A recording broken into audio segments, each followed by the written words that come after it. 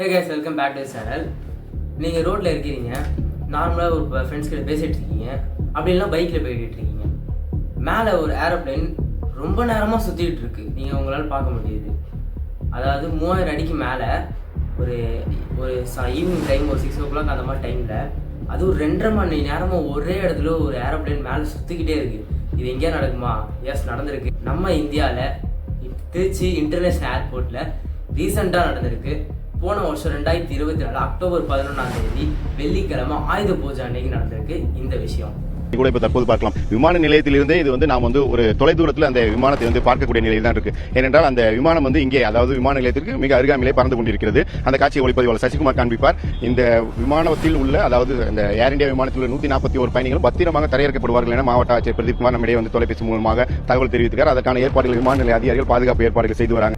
Trichy international ஏர்போர்ட்ல இருக்கிற ஒரு ஏரோப்ளைன் என்னன்னா ஏர் இந்தியா எக்ஸ்பிரஸ் 140 பேசஞ்சர்ஸோட ஷார்ஜா போறதுக்கு தயாராகிட்டு இருக்கு. அதாவது ஷார்ஜாவுக்கு 5:30 கிளம்புற இந்த ஏரோப்ளைன் பார்த்தீங்கன்னா அங்கே ஷார்ஜாவுக்கு ஒரு 8:30 போல் அங்கே போயிடும். எப்பவுமே நார்மல் பேசஞ்சர் 140 பேசஞ்சர், ஒரு பைலட், ஒரு co pilot and 2 cabin members இருக்கிறாங்க. ஸோ இதோட இந்த ஏர்போர்ட் மேலே டேக் ஆஃப் ஆகுது. டேக் ஆஃப் ஆனதுக்கு அப்புறம் உடனே இது என்ன ஆகுதுன்னா லேண்டிங் கியர் லாக் ஆகலை. டேக் ஆஃப் ஆகும்போது லேண்டிங் கியர் தேவை. டேக் ஆஃப் ஆனபோது லேண்டிங் கியர் என்ன பண்ணுவாங்கன்னா அந்த ஃப்ளைட்டு உள்ளே லாக் பண்ணிடுவாங்க. எதுக்குன்னா அப்போ தான் அந்த ஃப்ளைட்டோட பேலன்ஸாக ஃப்ளைட்டு ஒரு 4000, அதாவது 4000 அடி மேலே இப்போ ஒரு ஏரோப்ளைன் போகுதுன்னா அதோட எதிர்காற்று பார்த்தீங்கன்னா ஒரு 500 km/h ஃப்ளைட் போயிட்டு இருக்கு. எதிர்காற்று அதிகமாக யூஸ் ஆகும், அதுவும் 4000 அடிக்கு மேலே. ஸோ அதனால் அந்த லேண்டிங் கியர் உள்ளே போனால் தான் கொஞ்சம் ஒரு பேலன்ஸாக ஃப்ளைட் போகும். ஸோ அதனால் லேண்டிங் கியர் லாக் பண்ணுறாங்க. அது லாக் பண்ணலன்னா ஒரு பெரிய பிரச்சனையாகும். ஸோ அதே மாதிரி தான் இந்த திருச்சியிலேருந்து கிளம்புற இந்த 5:30 கிளம்புற பேசஞ்சர் ஏர் India express aeroplane passenger plane இது ஒரு அங்கே மேலே ஏறினோட இது லாக் ஆகலை. இந்த வீல் பார்த்தீங்கன்னா லாக் ஆகலை. ஸோ உடனே இது என்ன பண்ணுறாங்கன்னா அந்த கீழே இருக்க திருச்சி இன்டர்நேஷ்னல் ஏர்போர்ட்டில் இருக்க மெம்பர்கிட்ட சொல்கிறாங்க, இந்த மாதிரி லாக் ஆகலை. அது கீழே இருக்க வீல் பார்த்தீங்கன்னா கியர் லேண்டிங் பார்த்தீங்கன்னா லாக் ஆகலை. ஸோ எதாவது பண்ணுங்க அப்படின்னே உடனே கீழே இருக்க மெம்பர் என்ன சொல்கிறாங்கன்னா, நீங்கள் அங்கேயே சுற்றுங்க, ஒரு கொஞ்ச நேரம் சுற்றுங்க, நான் சொல்கிறோம் அப்படின்ட்டு. உடனே இது எங்கே ஆகுதுன்னா சீஃப் மினிஸ்டருக்கு போகுது. அடுத்து ஏவியேஷன் மினிஸ்டர் கிட்ட போயிடுச்சு. எல்லார்கிட்டையும் போகுது. இந்த நியூஸ் கொஞ்சமாக வேகமாக ஸ்ப்ரெட் ஆக ஆரம்பிக்குது. ஸோ வேகமாக இந்த நியூஸ் ஸ்ப்ரெட் ஆக மீடியாவுக்கு தெரிய வருது, சோஷியல் மீடியாவில் வருது, இன்ஸ்டாகிராமில் வருது, வாட்ஸ்அப்பில் வருது. ஸோ எல்லா விதமான சோஷியல் மீடியாவில் நியூஸ் வேர்ல்டு ஃபுல்லாக இருக்க இங்கிலீஷ் நியூஸாக இருக்கட்டும், டைம்ஸ் நவ்வாக இருக்கட்டும், இல்லை ஆனி நியூஸாக இருக்கட்டும், இல்லை நம்ம தமிழ்நாட்டில் இருக்க எல்லா நியூஸும் இருக்க பார்த்தீங்கன்னா ஒரு பெரிய இதுதான் லைவ் போயிட்டுருக்கு. இந்த மாதிரி மேலே திருச்சியிலேருந்து கிளம்பின ஏர்ப்ளைன் பார்த்தீங்கன்னா மேலே சுற்றிட்டே இருக்குது. ஸோ இது பார்த்தீங்கன்னா லைவ் உடனே எல்லா கேமராவும் அங்கே எடுத்துகிட்டு போயிட்டாங்க. உடனே அங்கே லைவ் போட ஆரம்பிச்சிட்டாங்க. ஸோ இது ஒரு 30 மினிட்ஸில் வேர்ல்டு ஃபுல்லாக ஸ்ப்ரெட் ஆகிடுச்சு. இந்த மாதிரி இந்த விஷயம் நடந்துகிட்டு இருக்குது. திருச்சி இன்டர்நேஷனல் ஏர்போர்ட்டுக்கு மேலேயே சுற்றிக்கிட்டே இருக்குது அப்படின்ட்டு. ஸோ உடனே சீஃப் மினிஸ்டர் என்ன பண்ணுறாங்கன்னா, சீஃப் மினிஸ்டர் ஏவியேஷன் மினிஸ்டரும் ஒன்றா சேர்ந்து ஒரு டிஸ்கஷன் வைக்கிறாங்க, சீக்கிரமாக இதாக பண்ணணுன்ட்டு. உடனே அங்கே என்ன பண்ணுறாங்கன்னா அன்னைக்கு ஆயுத பூஜை. ஸோ அதனால் எல்லா வண்டிக்கும் அந்த பூஜை போட்டிருப்பாங்க. அங்கே பூஜை போடப்பட்ட ambulance, fire engine, 20 ambulance and 20 fire engine அந்த இடத்துக்கு கொண்டு போகிறாங்க. அந்த ஏர்போர்ட்டுக்கு லைனாக எடுத்துக்கிட்டேன். ஏன்னா எந்த ஒரு சேதமும் கூட உடனே காப்பாற்றணுன்ட்டு.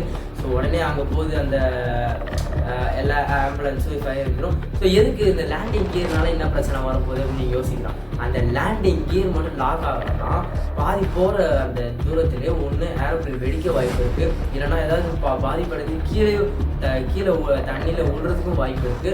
இன்னொன்று என்ன விஷயம் பார்த்தீங்கன்னா, அந்த எதிர்காற்று மூலமாக ஃப்ளைட்டு போகும்போது ரொம்ப பஸ்ட் ஆகி போகும். ஸோ அதனால் ரொம்ப ஒரு மாதிரி போகிறதுனால அந்த ஃபியூவல் சீக்கிரமாக ட்ரை ஆக ஆரம்பிக்கும். இப்போ நீங்கள் ஃபார் எக்ஸாம்பிள் இப்போ நீங்கள் சைக்கிள்லேயே போயிடுவீங்கள, ஒரு குறிப்பிட்ட ஸ்பீட் முன்னாடி உங்களால் போக முடியாது. ஏன்னா எதிர்காற்று அதிகமாக அடிக்கிறதுனால கொஞ்சம் அப்படியே ஸ்லோவாக தான் போக முடியும். அது மாதிரி அதுவும் அந்த ஏர்ப்ளைன் பார்த்தீங்கன்னா ஃபியூவல் ஓவராக கீழே போயிருந்தால அவங்க அதனால போக முடியாது. ஸோ இந்த மாதிரி 3 விதமான பிரச்சனை இருக்கிறனால அவங்க மேலேயே சுற்றிக்கிட்டு இருக்காங்க.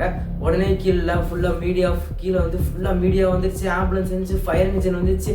அடுத்து என்ன ஆக போகுது, ஃபுல் வேர்ல்டு அது மட்டும் இல்லாமல் எல்லா வீட்டில் டிவியில் பார்த்துட்டு இருக்காங்க, ஃபோனில் பார்த்துட்டு இருக்காங்க, என்ன ஆக போகுது, இந்த ஃப்ளைட்டில் எல்லாம் லேண்ட் ஆயிருமா அப்படின்ட்டு ஆனால் ஒரு விஷயம் மட்டும் தெரியாது, அங்கே உள்ளே இருக்க 140 பேசஞ்சருக்கும் இங்கே உள்ள என்ன நடந்துட்டு இருக்கு, நம்ம உண்மையிலே ஷார்ஜாக்கு தான் போயிட்டு இருக்கோம் அப்படின்னு நினச்சிட்டு எல்லாரும் சந்தோஷமா இருக்காங்க. அங்கே இருக்கிற வெறும் 2 கேபின் மெம்பர் அண்ட் 2 ஒரு கோ பைலட் ஒரு பைலட், இந்த 2 பேருக்கு மட்டும்தான், இந்த 4 பேருக்கு மட்டும்தான் உள்ள என்ன நடந்துட்டு இருக்கு தெரியும், கீழே என்ன நடந்துட்டு இருக்கு தெரியும். மற்றபடி 140 பேசஞ்சர்ஸ்க்கும் உள்ள என்ன நடந்துட்டு எதுவுமே தெரியாது. நம்ம மேலே போய் நம்ம வந்து ஷார்ஜாக்கு போயிட்டு இருக்கோம் அப்படின்ட்டு தான் எல்லாம் யோசிச்சுட்டு இருக்காங்க. ஸோ அதுக்கப்புறம் என்ன ஆகுது பார்த்தீங்கன்னா, ஒரு கீழே எல்லாம் ஒரு பிளான் சொல்கிறாங்க, ஃபியூயல் ட்ரையாக இருக்க வரைக்கும் மேலேயே சுற்றிக்கிட்டு இருங்க, நீங்கள் ஒரே இடத்த சுற்றுங்க, ஷார்ஜாக்கு போக தவிர நம்ம திருச்சி இன்டர்நேஷனல் ஏர்போர்ட் லேண்ட் பண்ணிடுங்க அப்படின்றாங்க. என்ன லேண்டிங் தான் இப்படி இருக்கு, அப்படி லேண்ட் பண்ணணும்னு நீங்கள் கேள்வி கேட்கலாம். ஏன்னா மேலே ஃபியூல் கொஞ்சம் கம்மியாகிடுச்சுன்னா ஏரோப்ளைனோட வெயிட் கொஞ்சம் கம்மியாகும். ஏன்னா ஒரு குறிப்பிட்ட ஃபியூல் எதுவும் ஃபுல் பண்ணி வச்சுருப்பாங்க ஷார்ஜா வர போகிறதுக்கு. ஷார்ஜா வர போகிறதுனா நிறைய ஃபியூல் தேவை, ஒரு 3 மணி நேரம் கிட்ட போகணும்னா நிறைய ஃபியூல் தேவை, நிறைய வெயிட் இருக்கும். ஸோ நீங்கள் ரொம்ப நேரம் மேலே சுற்றிங்கன்னா கொஞ்சம் ஃபியூல் கம்மியாகும்.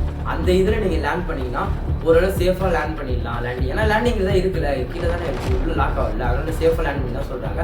ஸோ உடனே என்ன பண்ணுறாங்கன்னா இவங்க சரி லேண்ட் பண்ணிடலாம் அப்படின்ட்டு குறிப்பாக 5:30 மணிலேருந்து மேலே ஏறின அந்த ஏரோப்ளைன் டேக் ஆஃப் ஆன ஏரோப்ளைன் 7:30 மணி வரை ஒரே இடத்துல சுற்றிக்கிட்டே இருந்துச்சு. இது கீழே இருக்க மக்களும் பார்த்துட்டு இருந்தாங்க, நியூஸ்லேயும் பார்த்துட்டு இருந்தாங்க, சோஷியல் மீடியாலாம் பார்த்துட்டு இருந்தாங்க. ஸோ இந்த மாதிரி ஒரு விஷயத்தினால அந்த ஏரோப்ளைன் சிக்கிடுச்சு. அந்த மேலே சுற்றிட்டே இருந்துச்சு ரொம்ப நேரம். ஃபியூவலும் கொஞ்சம் கொஞ்சமாக கம்மியாக ஆரம்பிச்சுது. உடனே பைலட் கீழே இன்ஃபார்ம் பண்ணுறாரு, இந்த மாதிரி ஃபியூவல் கம்மியாக ஆரம்பிச்சு நாங்கள் லேண்ட் பண்ணலாமா அப்படின்ட்டு. கீழே நிறைய வேலை நடந்துட்டு இருக்கு, என்ன ஆகும் போது எல்லாம் பார்த்துட்டு இருக்காங்க. உடனே எல்லாம் டீம் முன்னாடி உட்காராங்க, ஆஹா இந்த ஃப்ளைட் இறங்கிடுமா இல்லை எதாவது ஆயிருமா, ஏதாவது விபத்தாயிருமான்னு பார்த்துட்டே இருக்காங்க. அதுக்கப்புறம் லேண்ட் கொஞ்சம் கொஞ்சமாக கீழே வருது ஃப்ளைட்டு. எல்லாரும் திருச்சிருக்க மக்கள் பார்க்குறாங்க. அந்த ஏர்போர்ட் சுற்றி அவ்வளோ பேர் நின்றாங்க, என்ன ஆக போகுது அப்படின்ட்டு. அதுக்கப்புறம் ஒரு ஃபுல் மீடியா இருக்குது.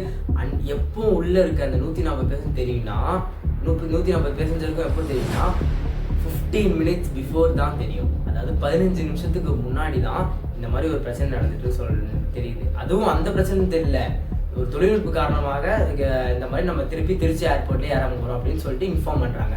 ஸோ உடனே என்ன பண்ணுறாங்கன்னா இவங்க கீழே கொஞ்சமாக லேண்ட் பண்ணுறாங்க. அப்படி லேண்ட் பண்ணிட்டு அந்த பைலட்டுக்கு செம்ம பேனிக்காக இருக்குது, ஐயோ லேண்ட் பண்ணிடலாமா அப்படின்ட்டு.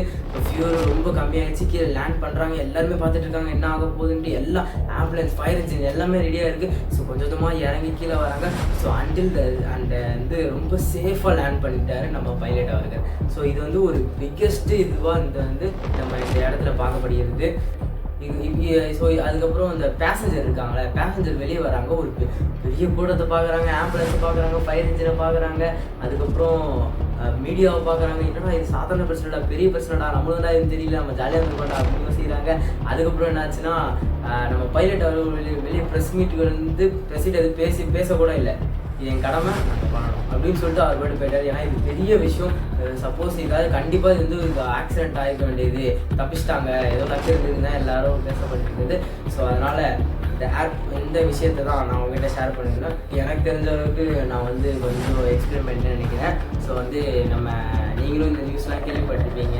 ஸோ உங்களுக்கு தெரிஞ்சது நீங்கள் கீழே கமெண்ட் பாக்ஸ் சொல்லுங்கள். எனக்கு தெரிஞ்சதை நான் சொல்லியிருக்கேன், நீங்கள் கமெண்ட் பாக்ஸ் சொன்னால் நானும் தெரிஞ்சுப்பேன், நீங்களும் தெரிஞ்சுப்பீங்க, பார்க்குற எல்லாரும் தெரிஞ்சுக்கலாம். So until then, bye from Mr. John official. Thank you guys, bye.